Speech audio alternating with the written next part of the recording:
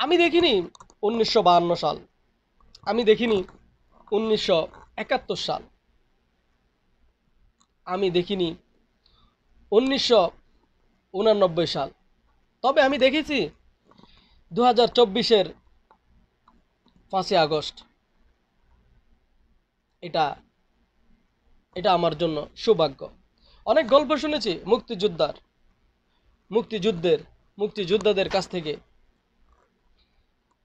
অনেক গল্প শুনেছি, অনেক গল্প পড়েছি 1952 সালের ভাষা আন্দোলনের।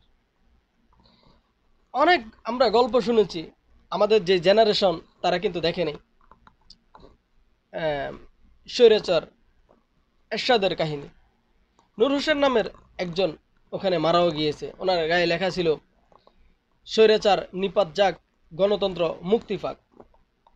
আমরা সেটিও দেখিনি, কিন্তু আমরা 2024 সালের 5ই আগস্টের সাক্ষী। আমরাও গল্প করে বলতে পারবো যে আমরা 1952 সাল দেখিনি তো কি হয়েছে, আমরা 1971 সাল দেখিনি তো কি হয়েছে, আমরা 1989 সাল দেখিনি তো কি হয়েছে, আমরা